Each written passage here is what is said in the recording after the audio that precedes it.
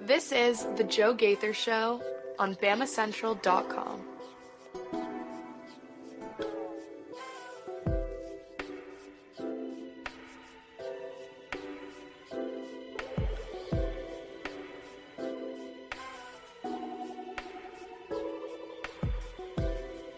Good afternoon, Tuscaloosa, Internet World, West Alabama. How we doing today? Welcome in to the Joe Gaither Show right here on BamaCentral and BamaCentral.com. I am, of course, Joe Gaither. You are the listener, the viewer. You're watching us on the BamaCentral YouTube channel. You're watching us on my own YouTube channel or my Facebook or Twitter at Joe Gaither6. Or you're listening to us on your favorite podcast platform, Spotify, Apple Podcasts, or on Amazon. The Joe Gaither Show on BamaCentral, proud part of the Alabama Crimson Tide on Sports Illustrated on SI. We're going to have a lot of fun today. It's going to be hopefully a good show. We were over at the McWhorter Athletic Complex earlier today, so we spent a little bit of time at Alabama football practice this morning. We will talk about that. We'll talk about what we heard from Kalen DeBoer as well. But we're going to start the show with Matt Moscona from ESPN 104.5 in Baton Rouge, and we're going to end the show with Emily Grace McWhorter from The Next Round Live. We're going to continue. We've got these two and two more interviews from SEC Media Days. So we're going to start the show with Matt Moscona from ESPN 104.5, and we're going to end the show with Emily Grace McWhorter from The Next Round Live. And in between, we'll talk about really what we saw at practice today, what our biggest questions are as Alabama football gets going for fall camp. We're going to talk about morning practice and just a little bit more as we go through our Wednesday. Before we get into it, though, we want to thank our friends at Purple Turtle Roofing. They are the number one and their most reliable residential roof replacement company in Alabama and Mississippi. Whether it's addressing leaks, storm damage, or general wear and tear, Purple Turtle Roofing is going to be there to deliver exceptional roof repair for your property. Purple Turtle Roofing is the leading expert in local residential roofing solutions, specializing in providing unparalleled service and quality craftsmanship for all your roof replacement needs. Call Dustin Foley and his team today at 877-PT-ROOF-5 for a free roof inspection. That's 877-787-6635 to schedule your appointment, and one of their qualified employees will come check out your roof for free and make sure that you're prepared for any and all of life's storms. We're going to check out our interview with Matt Moscona, ESPN 104.5 in Baton Rouge, and we're going to talk about a little bit of fall practice as Alabama got back going today, day number one over the McWhorter Athletic Facility, and we'll finish it up with our conversation with Emily Grace McWhorter from The Next Round Live. Right here on the Joe Gaither Show in Dallas for SEC Media Days. We've already had Alabama. They have come and gone. And so now we want to talk to maybe Alabama's biggest nemesis, Matt Moscona. You follow him on Twitter at Matt Moscona, ESPN Baton Rouge. He joined me in the fall just before Alabama and LSU's game kicked off. We enjoyed him having that appearance. I appreciate your time today, Matt. How's your SEC Media Days treating you? Really good. I've been doing this for about a dozen years, and it's always it's a highlight of the summer. We get to talk ball for 4 straight days, and I love to get to meet the student athletes because a lot of times it's players that you may never otherwise have a chance to talk to and get to know their stories. So I enjoy it. Well, everybody's been on the Alabama side, maybe coming into your mentions about some of your takes about Kalen DeBoer. So we heard from Kalen DeBoer today. Did anything change for your opinion for Coach DeBoer? There have been Alabama fans who have been in my. Oh, well, they're a little sensitive, and you know. I'll have to go check my mentions though. I didn't muting them all. No, man. Listen. I think my position pretty consistently has been that. Look, I think Kalen DeBoer is a really good coach. He's had success everywhere he's been, and I don't think Alabama is going to fall off a cliff. I've been very consistent. I don't think Alabama's going 7-5. They're not going to stink.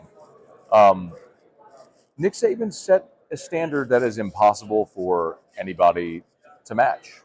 You would literally have to be the greatest coach in the history of college football to surpass Nick Saban's standard.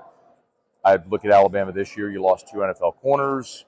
I don't think your defensive line is as talented as we've seen in the past.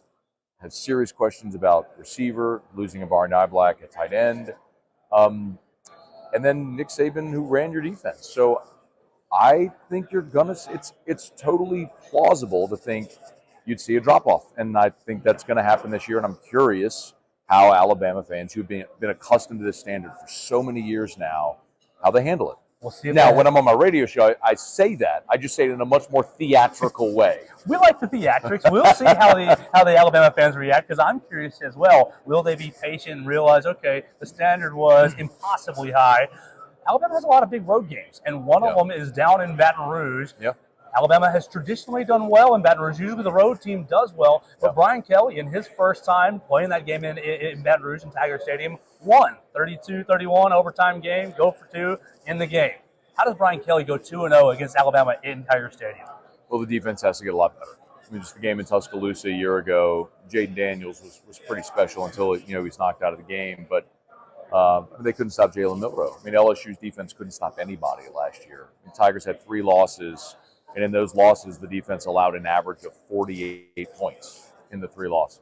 So I think that's easier said than done. I still think LSU, personnel-wise, defensively, is nowhere near what their standard has been. I don't know that LSU has a draftable prospect in the secondary on this team. That's highly unusual. It's a mouthful. I mean, it's when you have the DBU conversation, I don't care to litigate it. If it's LSU or Florida or Bama, Ohio State, they've all been really good. Sure. LSU's had a ton of talented defensive backs, and to have a year where you don't have a single draftable player in that position group it's bizarre, especially in this league where you have great quarterback play and really good receivers. So, how does Brian Kelly go 2-0 against Alabama? I think the offense will be fine for LSU this year, even with what they lost. The defense has to get much better. Well, I want to ask you about that offense. Coach Saban kind of compared Garrett Nussmeier to maybe how he might have a Mac Jones type season. You're replacing a Heisman Trophy winning quarterback in Jaden Daniels, top 5 NFL draft pick. What can we expect out of Garrett Nussmeier? Yeah, Garrett checks every box, right? You go to Central Casting and you're looking for a quarterback. Well, he's got size. He can make all the throws. He's got great confidence. He's the son of a coach, so high football IQ. I mean, he checks every box, and he's also such an outlier because guys don't stay. They don't sit for 3 years waiting for their turn to play anymore, especially at that position. So I think Garrett is everything you want in a quarterback. He just doesn't have the game experience. Over 3 years, he's had plenty of opportunities in mop-up duties and different instances, injuries he's gone in. So, but to be your starter for 12 regular season games into the postseason, he's not done that. So that's the unknown. The good news is he has one of the best offensive lines in the country. LSU always has really good receivers, so they'll have guys that can run fast and jump high and catch the ball and all that stuff. So they'll be really talented on offense, and I don't think they're not going to be as good as they were a year ago. I mean, last year LSU led the country in scoring offense, total offense. I don't think they do that, but this is a team that can average 40 a game instead of 48. Yeah, I think so. And if you average 40 a game, you're going to have a chance to win a lot of games. So the question I don't think is the offense or Nussmeier. It's how much better can Blake Baker make that defense in year one. We're talking to Matt Moscona, and you listen to him on ESPN 104.5 with the new 12-team college football playoff. We've heard a lot about Texas and Georgia, and maybe they're going to be in the SEC title game. Is LSU, or the fan base, is the internal expectations to be in that conversation to make the playoff? Well, it's always the expectation to be in the conversation. Is it realistic? That's a better question.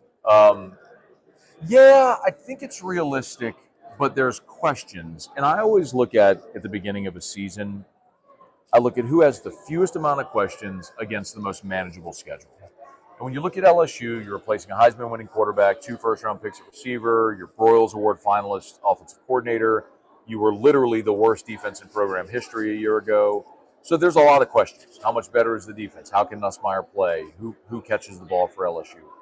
So all of that leads you to believe that maybe LSU falls short of that this year in what I think is going to be a really competitive SEC. But they're also a team that's well coached, and they do have a lot of talent across the board that if the ball bounces their way, could end up there.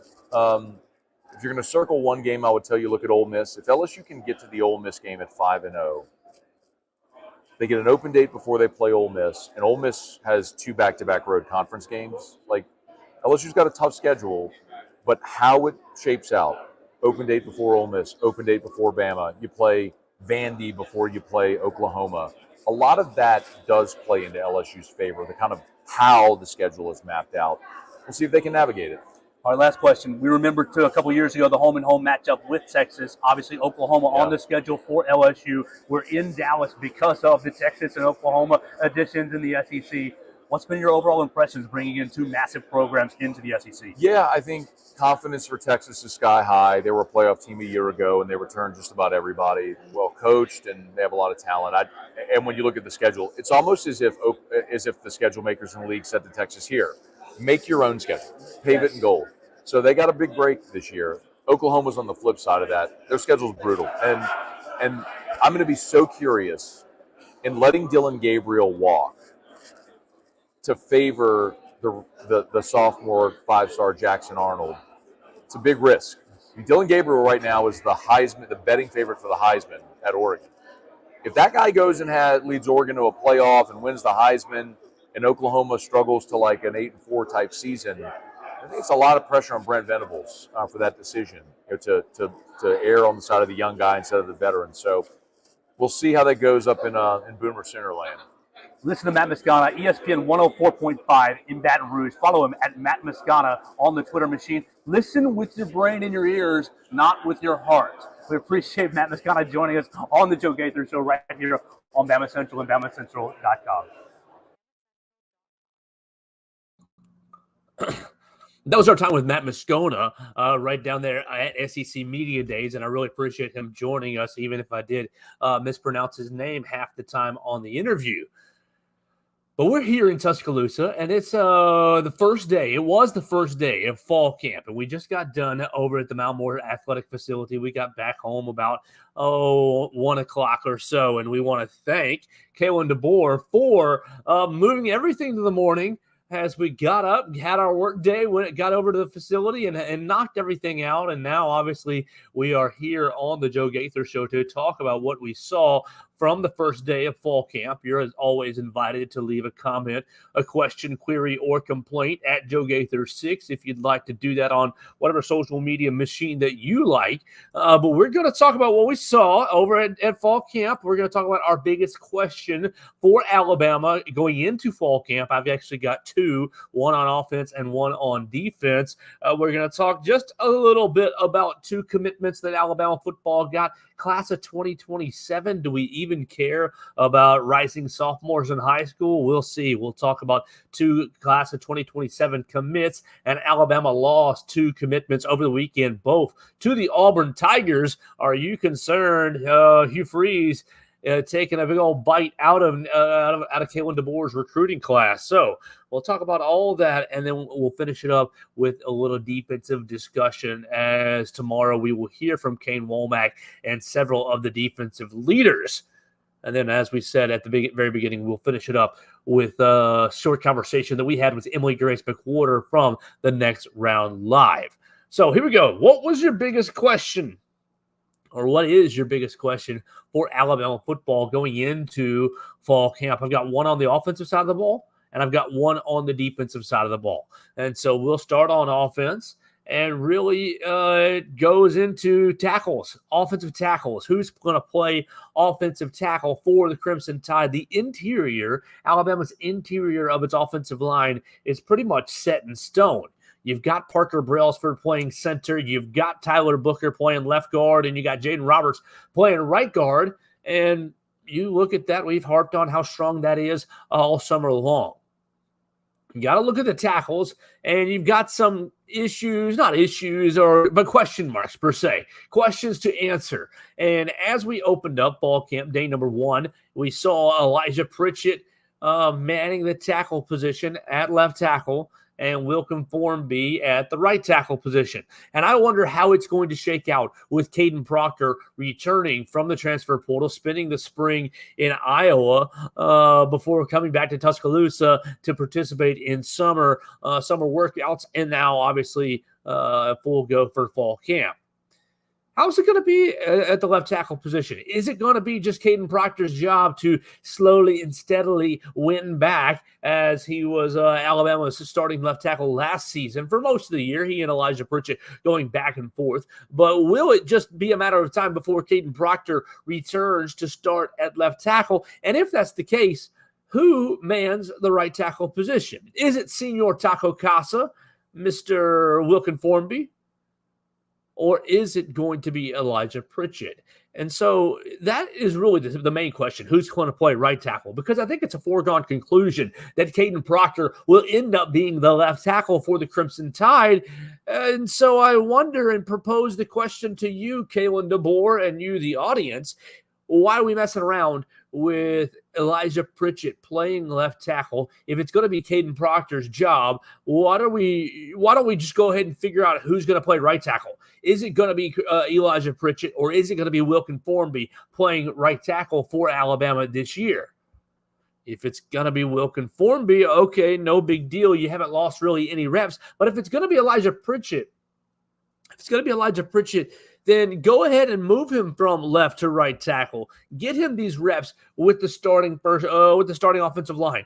Put him in there at right tackle, and let's get our first 5 settled sooner rather than later. You got 30-something days until Alabama, 31 days until Alabama kicks it off against Western Kentucky. And as fall camp opened up today, it's time to have a clearer picture of what you're going to do along your offensive line. I think obviously there was a point in time during the summer, and obviously during spring ball, Elijah Pritchett thought he was going to be the starting left tackle and had no competition. Caden Proctor was in Iowa, so of course he took all the snaps at left tackle, and Wilkin Formby taking a lot of the snaps at right tackle. And I think Wilkin is going to be a good fit at right tackle if he ends up winning the job. I think he's going to do just fine there. I wonder what Caden Proctor's return really does for Alabama, schematically speaking, as far as its depth. Does Elijah Pritchett, is he just going to become Alabama's swing tackle, backup left and right tackle? Or is Elijah Pritchett one of your best 5 offensive linemen, and do you need to go ahead and get him acclimated to the right tackle position right now so that Caden Proctor and Elijah Pritchett can bookend your offensive line? You don't want to be having any offensive line questions for very much longer. Obviously, for right now, it's okay because you only have really one position to settle out. The 3 interior positions are pretty much locked in, and I do think that it's just a matter of time for Caden Proctor to take that left tackle position. So it's not a dire need. But when you look at Alabama's offense and you start questioning, okay, where do the pieces fit? Really the only question remains for me is that right tackle position. Jalen Milroe solidified right there, starting quarterback. You've got your running backs who are all 3 probably going to take different turns starting: Justice Haynes, Jam Miller, and Richard Young. And you've got pretty much your tight ends set in stone, and CJ Dupree and Josh Cuevas, and oh my gosh, Robbie Oots. Thank you. That's the guy whose name was slipping off my tongue, Robbie Oots. And then your wide receivers are pretty much set as well. So for me, the only main question on the Alabama offense is how will the right tackle position line up? On the other side of the football, I've got questions on the Alabama front as well. And not at Alabama's defensive tackle position, while I do think that there is going to be a small competition there at the defensive tackle position, whether it's going to be Tim Smith or Jaheim Otis being the starter, which I think is probably going to be Jaheim Otis. But I don't have a huge question mark there because I have confidence in both Tim Smith and Jaheim Otis, whoever ends up winning the job besides Tim Keenan. My biggest question for Alabama along the defensive front, I know Coach Saban talked about defensive depth in the secondary, and we've talked about secondary a great deal through the summer. We've talked about depth at inside linebacker through the summer. But I'm starting to have some questions about Wolf. What happens at the Wolf position, Alabama's outside linebacker position? Now, obviously, the depth chart will say it's Quandarius Robinson. And you look at Quandarius Robinson, highly touted recruit, spent time behind Will Anderson, spent time behind Dallas Turner, behind Chris Braswell, had one off-the-field incident a couple years ago, but has largely been a good soldier, has largely been a good special teamer, has been a spot defender, but a really good special teamer. But I wonder, as Quandarius Robinson enters his super senior year, if he's going to be the answer that Alabama really needs at the Wolf position. Is he going to be able to get a consistent pressure off the edge for Alabama? Is he going to be able to hold the edge when the run plays are coming towards his side of the line? How will he be affecting the quarterback?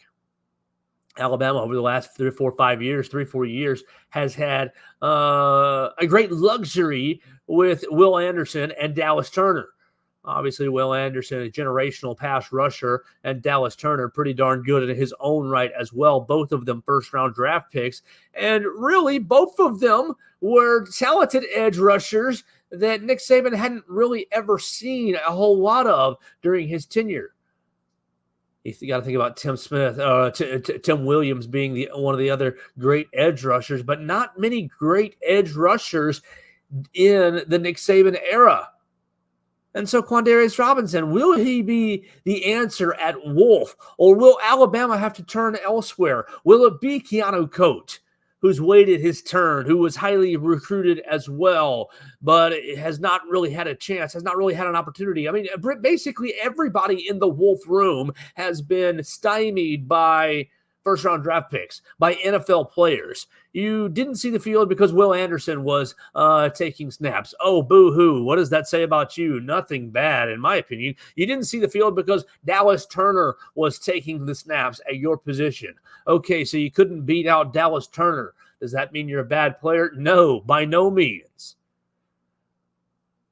But I do wonder, I do have concerns about Quandarius Robinson and about Keanu Coate. And you see the other Wolf prospects, Yanzi Pierre, and you see Jayshon Ross, the other Wolf prospects, and you wonder, okay, which one of you guys is going to pop for Alabama? Which one of you guys is going to really wreak havoc off the edge for the Crimson Tide? And while I do think that Quandarius Robinson gives you a really good chance to do that, you haven't seen it yet out of him. Basically, everybody else on defense, both the inside linebackers, Jihad Campbell and Deontay Lawson, and really the three interior defensive linemen that we've highlighted, Tim Keenan, Tim Smith, and Jaheim Otis. Pretty much everybody has shown it to you at some point or other. Obviously, Damani Jackson over at USC, Deshaun Jones at Wake Forest, Keon Sabb at Michigan. But so some of those guys haven't all shown it here at the capstone, haven't all shown it here in Tuscaloosa. But out of everyone you're expecting to count on this year for Alabama's defense, you have seen flashes of ability, flashes of consistency, flashes of capability, except out of Quandarius Robinson. And so those are my two biggest question marks for the Crimson Tide going into fall camp. Who's going to play right tackle? Are you going to just end up using Elijah Pritchett, moving him from left tackle to right tackle? And if so, what are we waiting on? Why not go ahead and move him to right tackle so that he can get acclimated at the position? And the second question is, will Quandarius Robinson give you what?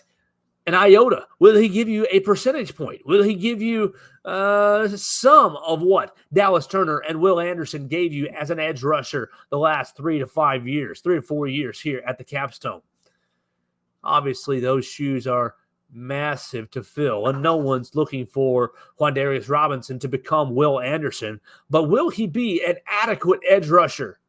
Will he come around and get what? Say 6 to 9 sacks this year for the Crimson Tide? That's my biggest question for Alabama's offense and defense going into fall camp. I want to talk about Ryan Williams, as we saw him just a little bit today. And look, what we saw today was 20 minutes of individual drills. Everybody broken off into drills and everybody doing position drills. No real live action. Now, obviously, the guys are going live through the drills, but not really indicative, in my opinion, of who's going to be a good football player and who's going to be a bad football player. Everything that we got to see today, and look, I'm thankful to be out there, absolutely thankful to be out there. But everything that we got to see today was fundamental work that, if you are a good high school football player, you can make look good. We'll just say that. And obviously, they were getting coached up through the fundamental work. And after we were dismissed from the practice field, I'm sure that they got into higher level concepts and more difficult drill work and more difficult practice work. I'm sure that it did get more difficult than the 20 minutes that we got to see. But what we got to see was very basic stuff. And so you're going to hear a lot of, this about Ryan Williams and that about Ryan Williams. And I do think that it's okay to get excited about Ryan Williams. But what we saw out of Ryan Williams today was, okay, he went through the drills just like Jeremy Bernard, just like Kobe Prentice, just like Kendrick Law. He went through the drills just like all the other wide receivers. And did he look like a college wide receiver? Yes, he looked like a college wide receiver. And is that remarkable because he should be a high school senior still? Yes, it absolutely is remarkable. And I think that it's A-okay to get excited about Ryan Williams. I think that athletically speaking, his athleticism is good enough, is strong enough, is deep enough to make an impact on the Alabama offense this season. But I wrote down in my notes, how quickly will Ryan Williams be an impact player?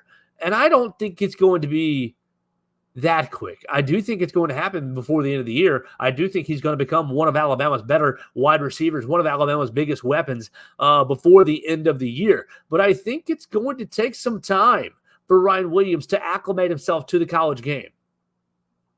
And so, yes, we got to see Ryan Williams today. He made some athletic catches today, but really what we got to see was individual drill work that, while it's important for the start of the practice period, is not always indicative, in my opinion, of who's a good football player, who knows where to go, who knows the assignment, who knows the adjustments, who knows the checks, who knows the right formation, who knows everything to do like the back of their hand. And I think it's going to take some time for Ryan Williams to get there. Now,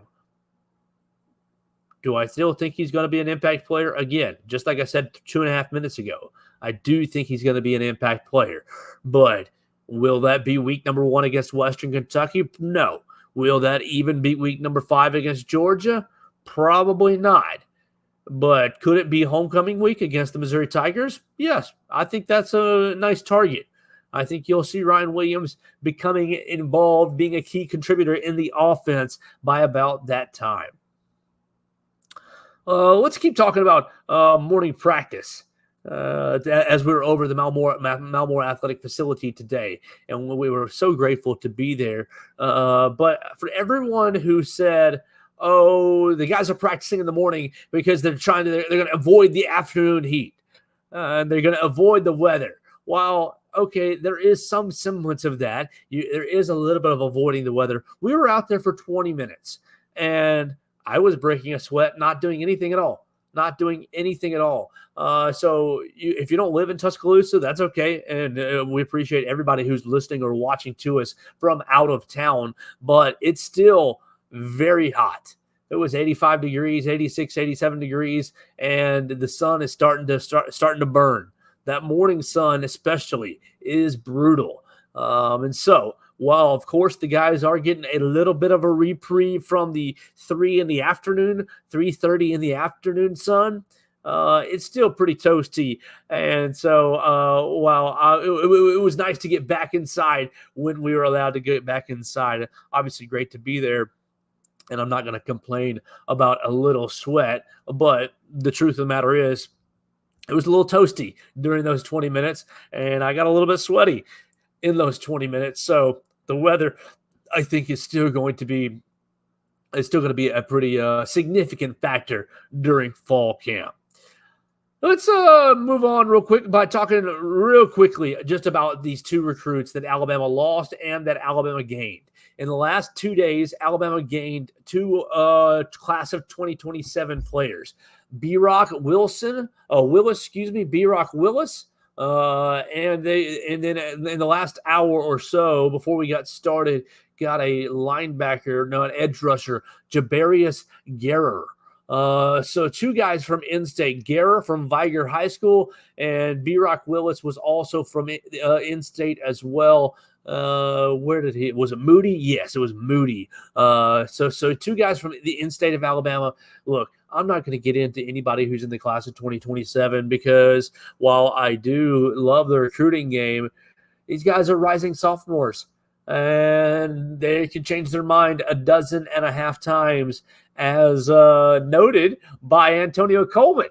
Alabama lost 2 commits in the class of 2025 this last week, both of them to the Auburn Tigers. Antonio Coleman flipping from Alabama to Auburn again. This is the second time he's made that same flip. He committed to Alabama, flipped to Auburn, reflipped to Alabama, and now has flipped back to Auburn. So he's made 4 different commitment decisions. I'm 100% committed all 4 times, but now is committed back with the Auburn Tigers. And Derek Smith has also flipped his commitment from Alabama to Auburn. And look, Hugh Freeze is getting some wins in the state of Alabama. Good for him and good for Auburn. Hugh Freeze has always been a strong recruiter. And so, look, does it stink? Yeah, sure, it does. It's it's not the best thing for Alabama football to lose 2 of its commitments to Auburn. But is it worth crying over? No, come on. It's recruiting. These are high schoolers. It'll all shake out. It's not that big of a deal. These guys need to go where they are most comfortable going. And if that's the Auburn Tigers, then I wish them well. I wish them success. Now, for Derek Smith, the only real insight that I could glean, and you probably already put these 2 and 2 together, but Derek Smith was probably going to be coming to Alabama to play safety, defensive back, the Southside Selma athlete. But now he's going to go to Auburn and more than likely end up playing wide receiver. Now, obviously, that could change, but I think that was the main driving factor for Derek Smith flipping his commitment from Alabama to Auburn. All right, before we wrap this up and then hear from Emily Grace McWhorter from the Next Round Live, we are going to talk about our defensive day tomorrow. Alabama, we're going to hear from Kane Womack and select defensive players tomorrow.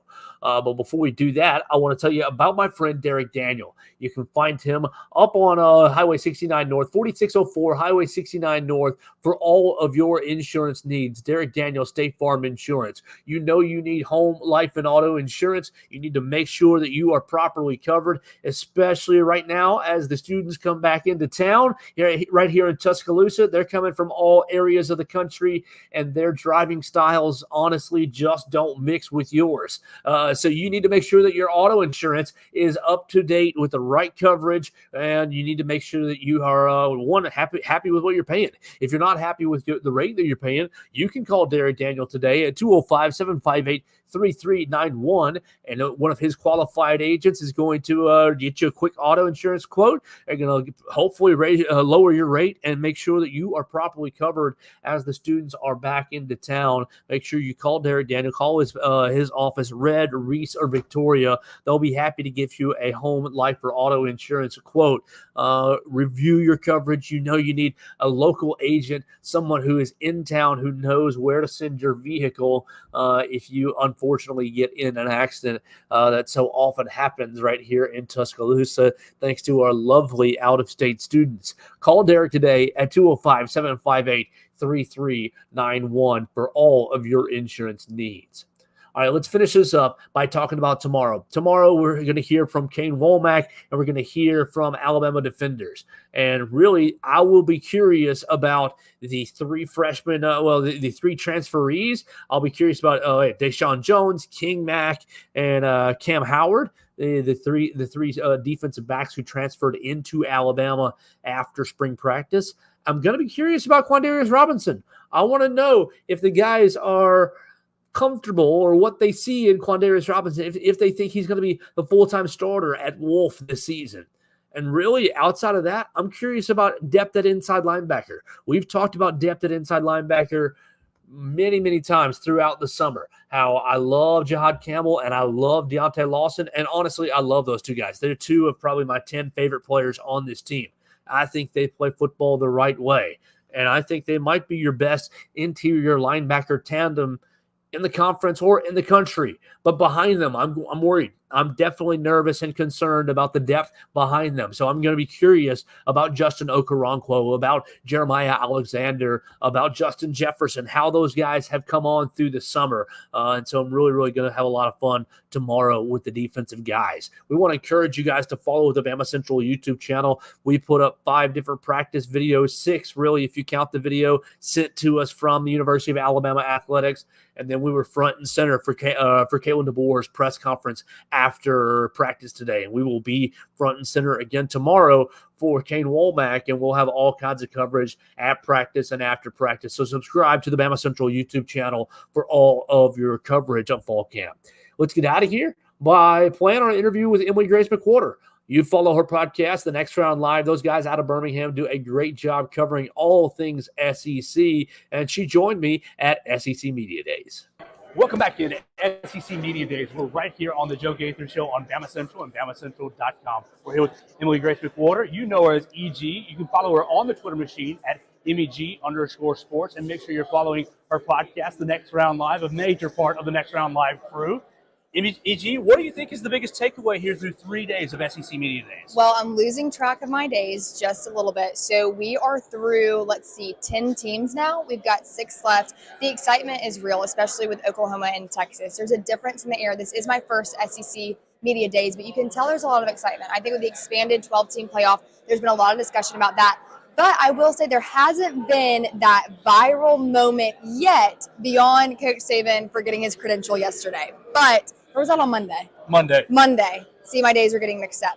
All that to say, it's just an exciting time. It's a historic SEC Media Days. You also have a lot of coaches that this is their first season in the SEC. Jeff Levy, Kalen DeBoer, Steve Sarkisian. I'm going to forget one. Brent Venables.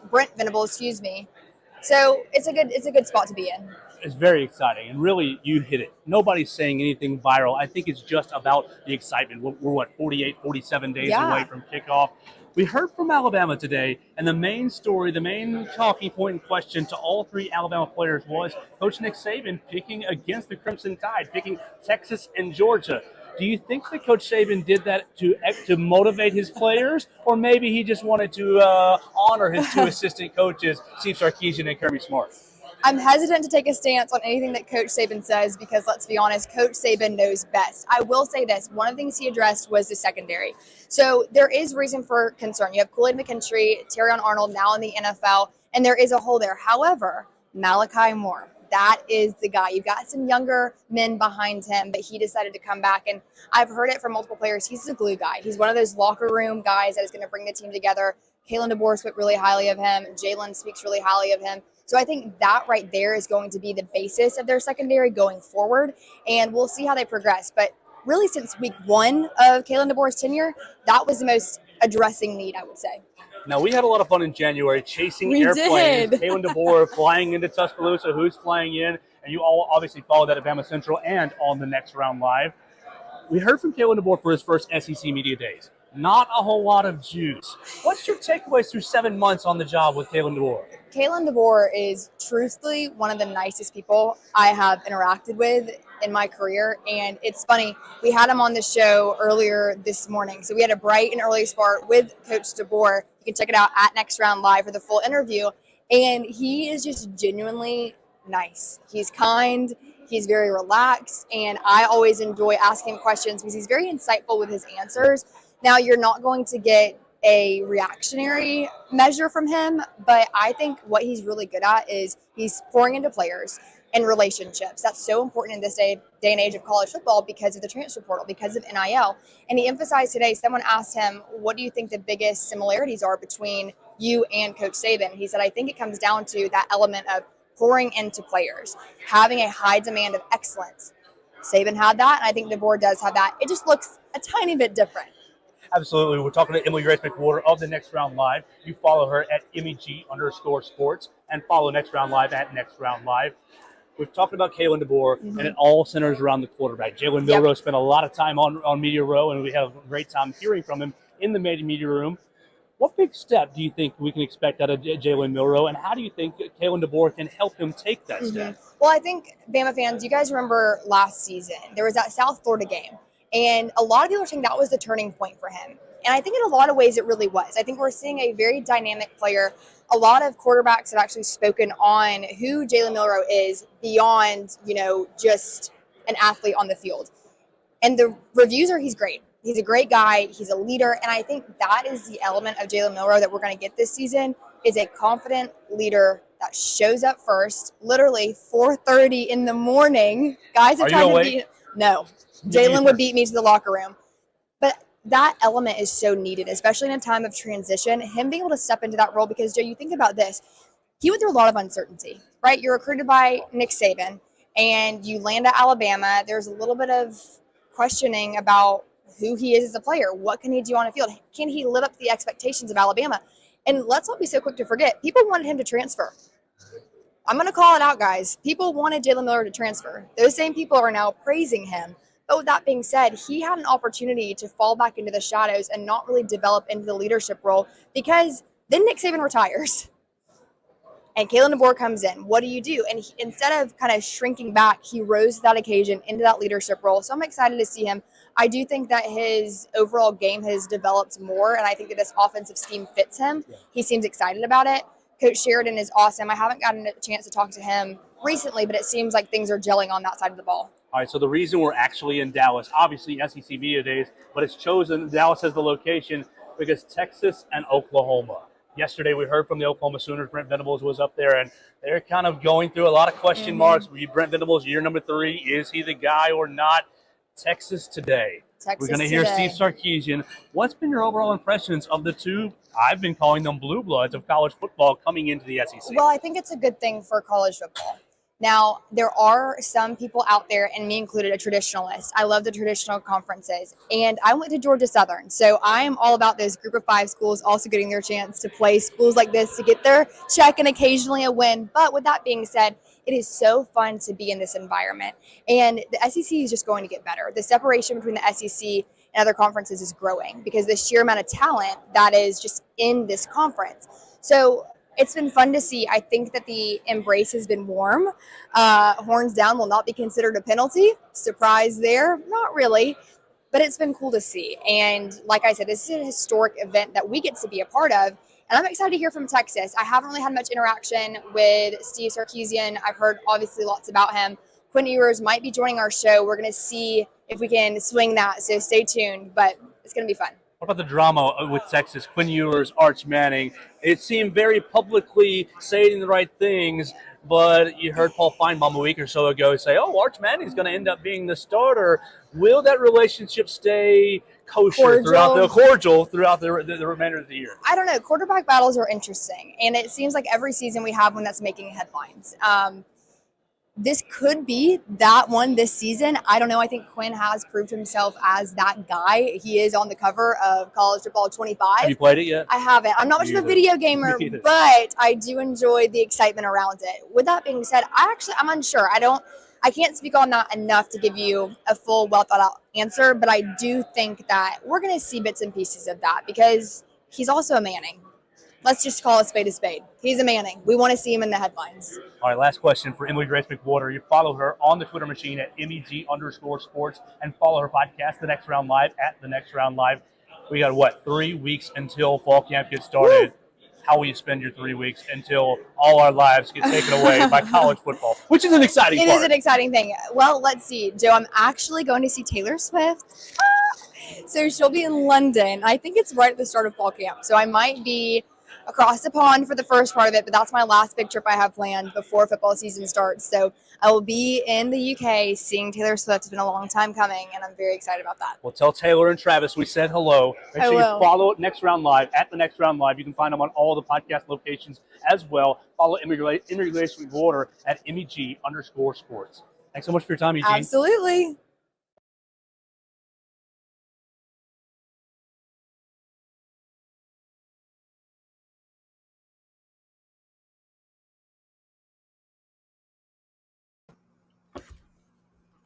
And that's going to do it for our show today right here on the Joe Gaither Show on BamaCentral and BamaCentral.com. As we get out of here, I want to thank Purple Turtle Roofing one more time. They're the #1 most reliable residential roof replacement company in Alabama and in Mississippi. Call Dustin Foley and his team today at 877-PT-ROOF-5 for your free roof inspection.